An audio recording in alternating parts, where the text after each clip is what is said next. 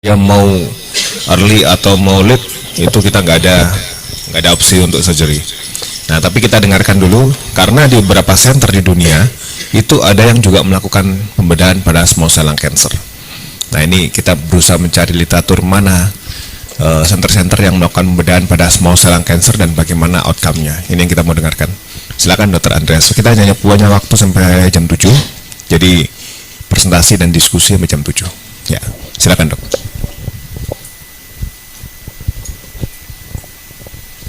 Terima kasih Dr. Tio atas kesempatannya. Pada hari ini saya akan bawakan tentang surgery for stage 2B sampai 3B pada small cell lung cancer. Berikut pendahuluan, ini jurnalnya, pendahuluan. Jadi small cell lung cancer adalah tipe histologi dari kanker paru yang paling agresif, sekitar 15% dari semua lung cancer. Overall survival 5 tahunnya hanya 5-10%, dan dari seluruh pasien small cell lung cancer itu hanya 10% yang akhirnya dioperasi. Dan guideline saat ini tidak merekomendasikan untuk operasi pada pasien dengan T3 T4 atau T1 sampai 4 yang ada N12 karena penelitiannya belum banyak. Berbagai terapi pada small cell lung cancer itu dalam sekian tahun dari 1940 itu tidak banyak berkembang. Jadi dari operasi itu sudah dilakukan dari 1940, akan tetapi stagnan. Yang berkembang itu kemoterapi dan terapi imunoterapi yang terbaru saat ini tahun 2010-an. Dan dari overall survival untuk non small cell ada tren kenaikan, tren positif untuk 5 year survival, akan tetapi untuk small cell itu tetap stagnan kurang dari 10% selama 40 tahun terakhir, jadi tidak banyak penelitiannya. Untuk guideline dari NCCN yang terbaru, saat ini terapi pembedahan tempatnya pada pasien dengan clinical stage 1-2A, di mana masih bisa dilakukan tindakan operasi. Akan tetapi jika sudah stage 2B sampai 3C itu dari NCCN terapinya adalah terapi sistemik dilakukan bersamaan dengan radioterapi. Mempertimbangkan PS pasiennya juga. Sampai saat ini sebagian besar penelitian pada small cell lung cancer itu difokuskan pada populasi dengan limited disease, dan pada penelitian-penelitian sebelumnya yang ditemukan bahwa untuk metode operasi yang terbaik itu lobektomi dibandingkan dengan tanpa operasi, sublobektomi atau pneumoktomi.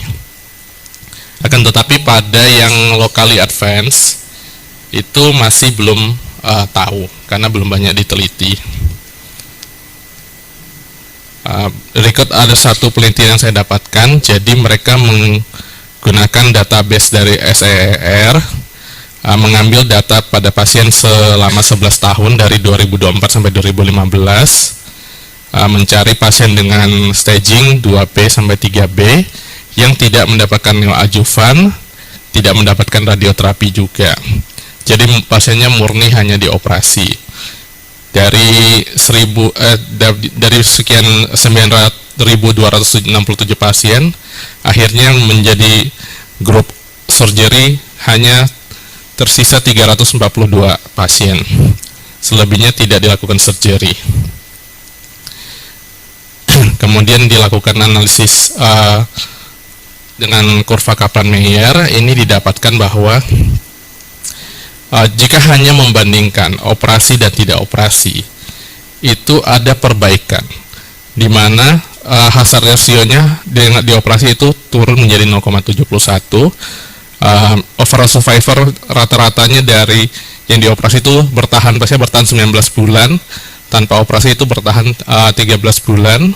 5 year survival dari yang dioperasi itu 20,96%, yang tidak operasi 11,15%. Jadi ada peningkatan jika dibandingkan yang tanpa operasi. Kemudian dibandingkan dari jenis operasinya, yang paling baik itu lobektomi. Pneumaktomi itu ada tren peningkatan survival, cuma tidak signifikan. Kemudian sublobektomi, jadi itu tidak ada benefitnya. Kemudian jika dibandingkan per staging, untuk yang 2B ini hazard ratio 0,74 dan ini signifikan. Kemudian untuk 3A juga ada manfaatnya dari surgery, hazard ratio 0,61 dan signifikan juga. Yang masih belum didapatkan itu manfaat pada stadium 3B, jadi hazard ratio-nya 0,78 akan tapi p-value-nya 0,311, tidak signifikan. Hal ini karena sampel untuk pasiennya itu terlalu sedikit. Jadi hanya sekitar 31 pasien yang dioperasi pada stadium 3B. Jadi pada diskusinya operasi menunjukkan adanya benefit pada small cell lung cancer stadium 2B dan 3A, akan tetapi masih belum jelas di stadium 3B karena kurangnya sampel. Yang terbaik itu lobektomi, dan hal ini memberikan suatu pandangan baru bahwa operasi itu adalah salah satu alternatif pada stadium 2B dan 3C juga. Jadi alasan kenapa dulu operasi ditinggalkan untuk terapi awal pada small cell lung cancer itu ada penelitian pada 1973, itu clinical trial dari 175 pasien yang membandingkan operasi dengan radioterapi. Saat itu ditemukan bahwa pasien yang operasi tingkat mortalitasnya malah lebih tinggi daripada yang dapat radioterapi saja. Sejak saat itu penelitian-penelitian tentang operasi pada small cell lung cancer itu stagnan, tidak banyak yang meneliti lagi. Dan sekarang dengan adanya teknologi baru, kita punya PET scan, CT scan, terus adanya terapi tambahan-tambahan, terapi adjuvan, mungkin bisa dimulai lagi penelitian di bidang itu. Akan tapi data studi ini ada biasnya juga. Pertama, datanya data retrospektif, kemudian ada data yang kurang, jadi apakah pasiennya dapat regimen tertentu dan performan statusnya juga tidak ada. Kemudian untuk staging 3B dan pasien pneumaktomi itu sampelnya terlalu sedikit sehingga statistical powernya kurang. Ini perbandingan dengan terapi lain, jadi ada suatu meta-analisis yang membandingkan pasien surgery non-surgery pada jika digrupkan untuk stadium 1 sampai 3, yang non-surgery itu survivalnya 16%, untuk surgery bisa naik sampai 39,6%. Jika grup stadium 2 dan 3 itu non-surgery survivalnya 20%, dengan surgery 36%, jadi ada kenaikan. Dan dari berbagai sampel-sampel dalam meta-analisis itu menunjukkan cenderung adanya perbaikan dari surgery pada stadium yang 2 sampai 3. Jadi ada peningkatan dengan odds ratio 1,99, P-nya masih signifikan, tapi mepet. Kemudian ada peneliti lain yang mencari sebetulnya apa yang paling mempengaruhi faktor prognostik untuk surgery pada small cell lung cancer. Yang pertama, dilakukannya surgery itu faktor protektif, jenis kelamin perempuan itu protektif, umur yang masih muda, kurang dari 65 tahun itu protektif. Yang faktor negatifnya itu dari status N-nya. Jika N-nya sudah N3 itu negatif prediktor dan adanya metastasis. Dari situ peneliti ini membuat suatu normogram. Jadi bagaimana kita memperkirakan pasien ini layak dioperasi atau tidak. Dia melihat faktor jenis kelamin, lokasi tumornya, umur, stadium T, stadium N, metastasis, kemudian dihitung poinnya. Jadi misalnya ini perempuan dihitung dapat poin misalnya di sini 15, kemudian lokasinya di bronkus dapat 60 poin dan seterusnya ditambah sampai di sini cut off-nya 0,5. Jadi di atas 160 poin itu pasiennya akan mendapatkan manfaat untuk operasi. Kemudian dilakukan analisis Kaplan-Meier untuk survival. Jadi jika pasiennya mendapatkan skor yang baik untuk operasi, dilakukan operasi, survival probability 50%-nya itu bisa sampai 48 bulan pasiennya. Sementara pasien yang skornya jelek itu setelah operasi bertahan 50% bertahan sekitar sampai 12 bulan saja. Jadi 1 tahun. Itu perbedaan yang menurut saya itu sangat signifikan. Dengan kesimpulan, lobektomi meningkatkan overall survival pada pasien dengan T3 sampai T4 N0 M0 atau T1 sampai 4 N1 N2 small cell lung cancer. Pneumaktomi ada kecenderungan memperbaiki overall survival tapi tidak signifikan. Sublobektomi tidak ada manfaat survival. Untuk take home message-nya, surgery saat ini tidak direkomendasikan pada guideline yang standar saat ini, dan keputusan untuk melakukan operasi pada populasi ini harus dilakukan setelah mempertimbangkan manfaat dan kerugiannya dari tim MDT dan penelitian randomized clinical trial yang menggabungkan manfaat imunoterapi dan neoadjuvan mungkin diperlukan. Terima kasih dokter. Ya, terima kasih dokter. Jadi dulu waktu zaman saya belajar, waktu saya fellow itu, small cell lung cancer itu adalah bukan suatu kandidat pasien untuk operasi. Pada waktu itu ya, 2015 saya waktu belajar di SNU itu, mereka bilang bahwa small cell lung cancer itu bukan kandidat untuk operasi in any stage. Karena alasannya itu adalah 1 year survivalnya itu cukup rendah sekali, 20-25%. Terus 5 year survivalnya seperti yang kamu lihat tadi, antara 10 sampai berapa persen gitu ya. Yang artinya adalah, kalaupun kamu operasi di stadium dia misalkan stadium kecil atau stadium 1, terus kamu bisa melakukan itu semua, pasien itu perlu waktu untuk rehabilitasi. Pasien perlu waktu untuk dia kembali lagi untuk fit kembali. Nah, tapi tipikal selnya small cell lung cancer ini adalah tipikal yang agresif. Jadi dia belum fit, padahal jaraknya dia dengan fit dengan melakukan kemo atau radiasi itu ada waktu gitu ya. Dia belum sempat untuk fit untuk dilakukan kemo atau radioterapi, tumornya udah recurrence. Jadi waktu itu yang berkembang isunya seperti itu. Waktu itu pernah ada yang baca jurnal terkait dengan ini, dan mereka mempertimbangkan beberapa hal-hal, yaitu jadi semua yang dilakukan itu small cell lung cancer, terus habis itu dilakukan tindakan operatif. Saya lupa stadiumnya itu stadium 1 atau stadium 2 ya. Pokoknya di stadium yang early stage, lalu mereka membandingkan dari angka survival, terus yang berikutnya itu recurrence, terus yang berikutnya itu adalah performance score atau apa, saya lupa, ada 4 poin yang mereka nilai itu. Itu jurnalnya Korea, jurnalnya orang Korea. Saya berusaha nyari lagi di file saya, laptop saya kan ganti waktu itu ya, jadi saya nyari lagi jurnalnya kok nggak ketemu ya, padahal mau tak presentasikan juga. Jadi sehingga itu yang membuat mereka, kalau ada small cell lung cancer langsung no, kita nggak operasi, langsung diarahkan ke onkologi medik atau paru untuk dilakukan systemic therapy. Nah, terus yang faktor kedua yang membuat penelitian ini jarang adalah karena kasusnya emang nggak banyak. Kasus terbanyak kita adalah non small cell. Jadi mungkin Tuhan maha baik, kita masih dikasih tumor yang dia itu masih curable gitu ya. Nah, yang small cell lung cancer itu numbernya memang nggak terlalu banyak, karena begitu ada tapi dia cukup agresif sekali.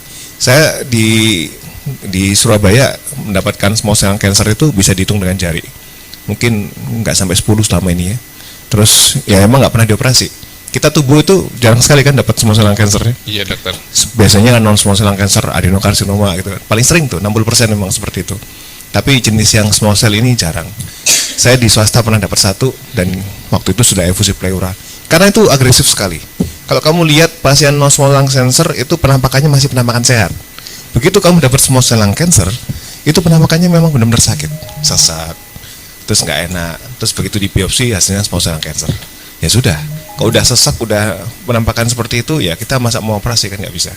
Jarang sekali dapat tumor yang seperti itu, small cell lung cancer, tapi dia datang dengan model-model orang non small cell lung cancer yang kamu lihat kadang-kadang dia nggak ada keluhan, terus dia masih baik-baik saja, itu jarang. Jadi kadang-kadang kita melihat orang yang SLC itu dengan kondisi yang sudah tampak sakit, sehingga pada waktu kita mau rencanakan tindakan, ya nggak mungkin. Dari hasil biopsinya, patologi anatominya aja, small cell kita udah no, karena outcome-nya nggak begitu bagus. Yang kita kejar untuk tadi tunjukin dok perbandingan ini memang yang dilihat adalah stadium 2B sampai 3B ya. Perbandingan antara overall survival-nya yang awal-awal tadi. Belum mundur lagi. Tadi yang background. Nah itu tuh. Nah tuh. Yang satu naik, satu ke bawah. Nah itu. Jadi ini yang mereka lihat itu ya. Jadi kalau non small cell itu ada sesuatu yang kita kejar untuk bisa membalikan dia baik gitu ya. Tapi small cell lung cancer itu kecil sekali angka survivalnya. Itu yang membuat kita mau melakukan tindakan itu yang kita pikirkan banyak.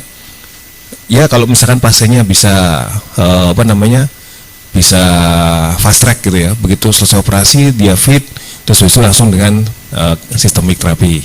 Entah itu di kemo, entah itu radioterapi. Kalau misalkan pasiennya setelah operasi dia mengalami suatu struggling, dia harus segera ya, karena setelah itu aku.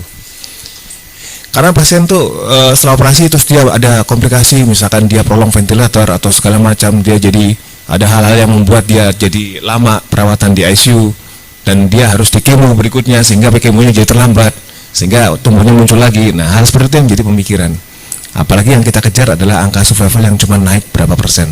Itu yang membuat beberapa center tuh agak timbang-timbangan antara iya atau enggak untuk operasi pada small cell lung cancer.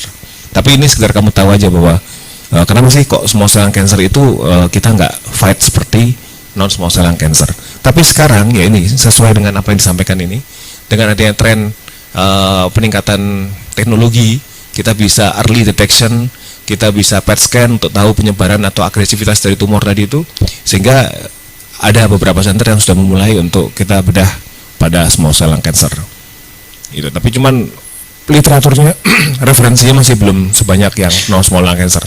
Jadi kalau kamu ketik kata kunci small cell lung cancer, kamu cari bedah atau tidak gitu ya, nanti nggak terlalu banyak dan itu masih belum secara global dilakukan. Kalau dari NCCN memang udah ngasih guideline, mereka hanya ngasih yang stadium 1 dan 2. Tadi sesuai tadi yang tunjukin dari guideline-nya. Ya.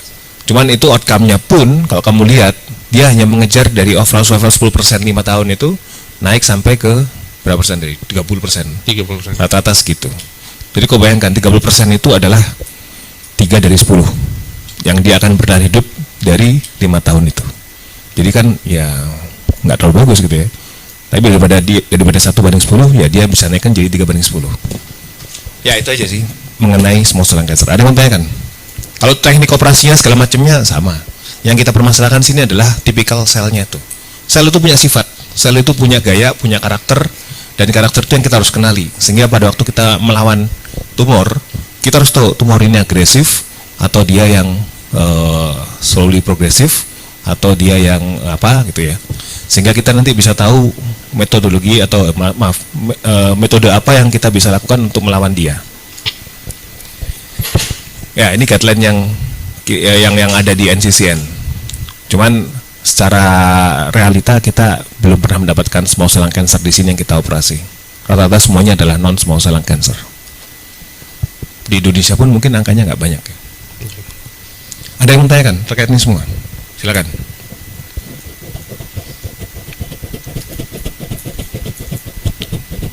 Bener nggak tanya? Kerayu lagi. Ya. Tadi sama-sama dengar dan memang dari background itu SCLC kan 10% tuh tadi maksimal stagnansi untuk overall survivalnya dok. Cuman dari yang udah dipaparkan di jurnal ini terus tadi dikasih scoring ya. Jadi cut off untuk surgery sebaiknya lebih dari 0,5. Namun kan dari NCCN itu current guideline-nya sebaiknya itu not recommended ya, berarti tidak disarankan. Sementara di conclusion tadi kok nggak salah ada tulisannya prudently. Prudently itu kan kita kayak bahasanya itu melihat ke depan dok, berdasarkan hasil keputusan tubuh. Apa bisa misalnya ketemu nih SCLC stage 2A, 2B di tubuh kita, terus kita mengusulkan menggunakan scoring tersebut dan maju operasi dok di rumah sakit yang maksudnya belum pernah ya, maksudnya dari current guideline aja tuh tidak operable. Sementara ketemu nih misalnya dia usianya masih 50-an, dari scoring kita tuh bagus. Itu apakah dari kedepannya bisa dicoba dok, mengingat dari legalitas hukum maksud saya dok, utamanya dok. Baik, terima kasih atas pertanyaannya. Ya, itu pertanyaan yang sangat menarik saat ini. Jadi memang guideline-nya masih memvonis kalau dari 2B ke atas udah nggak bisa operasi, terapi sistemik atau radioterapi saja. Makanya pada peneliti di sini juga mereka hati-hati dalam membuat kesimpulannya. Mereka nggak berani langsung bilang, oh ya sudah, saat ini 2B sampai 3A itu bisa operasi dari penelitian. Mereka nggak bilang itu. Mereka bilang pada tiap pasien sebaiknya dilihat kondisinya dengan mempertimbangkan berbagai hal tersebut dan didiskusikan multidisiplin, baru nanti diputuskan mau operasi apa enggak. Jadi istilahnya ini kan guideline yang butuh waktu untuk suatu perubahan. Jadi harus ada penelitian-penelitian sebelumnya baru yang membuktikan bahwa dengan operasi akan ada manfaatnya dibandingkan tidak operasi, seiring kemajuan teknologi kita untuk diagnostik, untuk terapi adjuvan, neoadjuvannya yang ada kemajuan lebih lanjut. Akan tetapi kalau kita tidak memulai penelitiannya, ya guideline ini selamanya akan seperti ini, tidak akan ada perkembangannya juga, seperti itu. Ya, di Indonesia kita punya semacam kayak perhimpunan kita, Indonesian Association Study of Thoracic Oncology ya, Prof. Laksmi salah satu membernya di situ. Nah di situ kan kita bikin guideline yang buku-buku tiap tahun yang selalu dipublish. Yang kemarin yang aku beliin satu untuk kalian tuh, dua ya untuk kalian untuk belajar tuh. Dari tiap kali kita kan tiap tahun kita selalu diskusi, ketemu diskusi dan merapatkan apa terbaru dari lung cancer. Sampai yang buku yang 2025, yang 2025 belum disusun. 2025 kemarin itu untuk small cell lung cancer masih di Indonesia di IASDO itu kita masih no surgery, masih bukan bedah, apapun stage-nya. Karena problemnya begini, di Indonesia, kalau di NCCN memang dia udah bilang seperti ini, tapi nggak semua guideline itu bisa kita laksanakan di tempat kita masing-masing. Yang jadi problem begini, waktu kita untuk menegakkan diagnosis itu panjang sekali untuk Indonesia. Kita udah pernah disindir sama tetangga kita ya, Malaysia sama Singapura itu, kok bisa kamu itu jarang sekali dapat early stage lung cancer, apa yang salah dengan kamu, gituin kita itu. Waktu tiap kali kita conference kayak sehat gitu ya, orang-orang satu nanya, kok bisa kamu itu early stage lung cancer kok sedikit sekali, padahal populasi paling banyak merokok itu negara kamu loh, kata gitu. Jadi mereka bilangnya begitu. Nah merokok itu kan memang salah satu faktor risknya. Nah masalahnya adalah di kita nggak semua orang tuh bisa membayar untuk diagnostik, ya kan? Kalau misalkan dia bisa membayar cepet tuh, maaf ya, ini berkata jujur aja. Misalkan dia tahu ada nodul, dia dalam kondisi baik, terus habis itu bapak harus CT scan, bapak scan kepala, misalkan udah torak ya, scan kepala atau brain MRI, bapak harus bone scan, atau bapak paling nggak PET scan sama MRI kepala atau CT scan kepala. Kalau dia punya uang dan dia mau, dia sadar bahwa ini adalah sesuatu yang serius, dia akan melakukan dalam waktu yang cepat, dan di dalam IASDO itu dalam waktu 1 bulan diagnosa harus tegak dan dia harus dioperasi. Itu harusnya aturan mainnya seperti itu. Tapi di kita yang terjadi apa? Lebih dari 1 bulan, 2 bulan, 3 bulan, terus diulang lagi CT scan-nya. Nah tentu ada progresivitas dari tumor. Tumor tuh nggak diem aja, dia tumbuh. Kalau non small lung cancer dia masih slowly progresif. Tapi kalau yang tipikal yang ini sangat agresif. Kamu lihat aja, dia cuma 10%. Jadi kita terkendala di waktu seperti itu. Dalam waktu 1 bulan kita belum dapat apa-apa. Jadi dalam waktu 1 bulan tumornya tumbuh. Sehingga pada waktu kita udah decision kita mau operasi nih, udah 2 bulan berlalu. Apa iya tumornya masih seperti itu? Nah itu loh yang menjadi masalah. Kalau non small lung cancer mungkin iya, karena memang dia progresifnya pelan-pelan. Tapi kalau yang ini sangat agresif. 1 tahun aja 25% loh hidupnya dia. Jadi begitu kamu kehilangan 1 tahun, udah 1 bulan atau 2 bulan berjalan, udah sisa 10 bulan lagi dia hidupnya dia, maksudnya gitu, kasarnya begitu. Tumornya tentu udah makin naik stagingnya. Nah itu yang membuat kenapa kok di Indonesia untuk small lung cancer ya udahlah kemoterapi aja. Karena pertimbangannya seperti itu, kita perlu lama untuk diagnostik. Kita ngelihat kenyataan aja, berapa lama pasien non small cell lung cancer yang dari diagnosis sampai bedah itu berapa lama dia bisa dilakukan seperti itu. Rata-rata tuh hampir lebih dari 1 bulan semua. Padahal di dalam guideline-nya IASTO yang kita bikin, dalam waktu 1 bulan setelah dia ditegakkan diagnosis harus sudah operasi. Nah, jadi kita lama di mencari metastasis segala macam gitu. Kenapa kok kita lama? Pertama, memang masalah biaya, mahal. Kalau kamu lihat, kamu hitung-hitungan aja. MRI kepala, CT scan kepala itu 5 juta, 6 juta. Kalau misalkan umum ya bayar. Kamu mau bone scan mahal. Bone review aja. Bone review juga harganya 3 juta atau 2 jutaan. Kalau misalkan mau PET scan 14 juta. Nah, dia masih diagnostik aja udah habisnya banyak. Belum lagi kalau misalkan dia operasi. Akan lebih banyak lagi. Setelah itu dia harus paliatif, bukan paliatif, rehabilitatif. Itu juga makan biaya juga. Jadi hal seperti itu yang membuat lama. Akhirnya pakai BPJS. Nah, kau tahu lah BPJS. Semuanya numpuk di BPJS, sehingga ngantri. CT scan baru dapat jadwal 2 bulan lagi. Apa mungkin? Sehingga kita ada tubuh, ada MDT. Tujuannya apa? Untuk nyesel-nyeselkan itu. Kenapa? Karena hanya orang-orang di MDT atau tubuh yang tahu bahwa orang ini harus cepat-cepat didiagnostik. Yang lain nggak ada yang tahu. Manajemen rumah sakit nggak tahu. Yang tahu dia adalah pasien antrian banyak sesuai jadwal. Maka si A ini kalau udah daftar CT scan ya dapatnya 2 bulan lagi. Dia nggak tahu bahwa kalau lung cancer itu CT scan kepala itu penting sekali untuk tahu M. Ada di guideline. Paling sering dia brain metastasis, paling sering dia bone metastasis. Kita harus tahu itu sebelum kita operasi. Tapi orang-orang radiologi dan lain-lain itu nggak semuanya tahu seperti itu. Yang tahu adalah orang-orang yang dalam suatu perkumpulan itu, MDT, IASTO, kita. Hanya kita yang tahu. Jadi kalau kita buru-buruin, ini harus segera. Yang lain juga segera tuh, segala macam antrian. Ini kamu tahu listnya nih, ini semua juga harus segera. Nah, bingung kan? Itu yang membuat akhirnya kalau small cell lung cancer itu kita nyerah dulu sebenarnya untuk ini. Kita nunggu literatur atau referensi yang banyak dulu, baru kita mencontoh mereka. Gitu sepertinya. Tapi kalau non small cell lung cancer, kita masih bisa usahakan karena memang dia nggak terlalu progresif. Dia berkembang tapi dia pelan. Tapi kalau small cell-nya agresif. Jadi itu yang membuat situasi sekarang saat ini seperti itu. Begitu mungkin. Ada lagi? Tapi kita masih bersyukur Tuhan itu maha baik, kita masih dikasih yang paling banyak non small cell. Jadi masih punya waktu untuk berpikir, masih punya waktu untuk deal dengan BPJS dan lain-lain itu tadi, sehingga ya itu.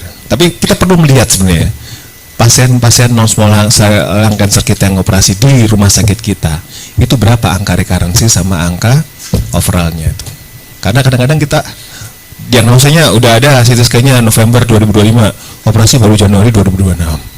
Nah, terus kita perlu lihat, kalau misalkan mau diteliti lagi, cara antara dia tegak diagnosa dengan operasi, dibandingkan dengan overall survival sama recurrency tadi itu perlu dilihat tuh.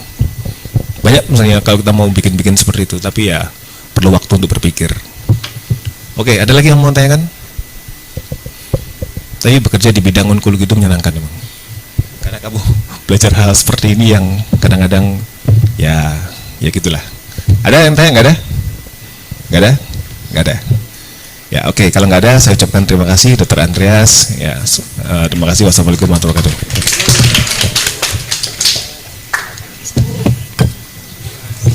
Paling enak di pediatri.